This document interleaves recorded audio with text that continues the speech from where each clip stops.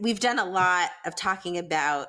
I brought us out to the big picture of medicine, but we promised people that we would give them some, real identifiable things that they can do in their daily practice. So one thing I heard you say is that even though we're pediatricians and we're neonatologists, we have some pediatric intensivists. We take care of babies and children, that we should care about parents and the things going on in their lives. So I wonder if you can give us some examples of how we might change our practice to include some of the other things going on in parent lives other than just our updates. And then also some of the definitive things we can do for the babies in our care. Absolutely. It's not, I'm not gonna say something that I haven't potentially said, but I will reframe it too, because I think it's that important. I think one of the main things that we can do is recognize how the things that are happening for families outside of the NICU wall are incredibly important to the outcomes that we are measuring and hyper focused on within the walls of our NICU.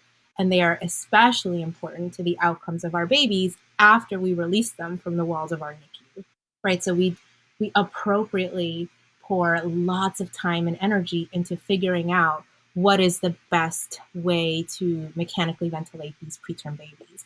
What is the best strategy to feed them? How can we diagnose infections and treat them in a way that is safe, but also, has great stewardship practices? We invest so much time and energy into those practices, and we should.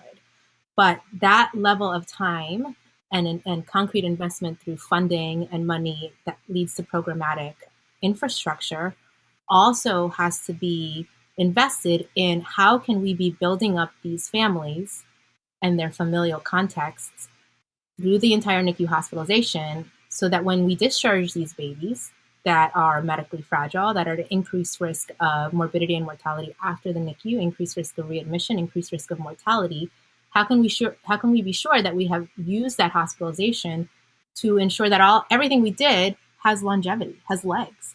How can we be sure that they're going to go to their NICU follow-up appointments because we have identified that they have transportation barriers, that they have language barriers to making appointments, that they are going to have food security with any tiny disruption to their income?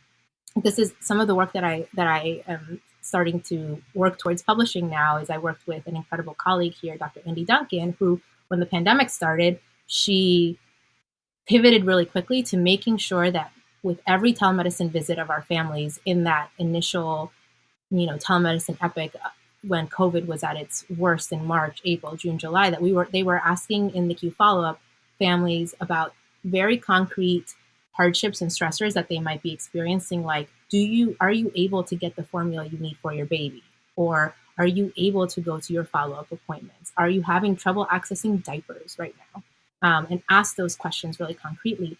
And you'll see in the paper that we hope to publish in the next year, there was incredible food insecurity, which should not come as a surprise given like the patients that we have, but food insecurity for an ex-preemie baby who's on oxygen is a big deal, right? Like if we cannot set these families up for success after we discharge them from the NICU, what are we doing?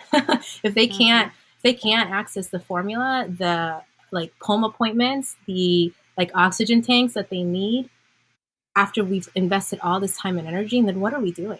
So the two go hand in hand, and they have to be thought of as a continuum, and the same amount of energy and investment needs to go through that entire continuum.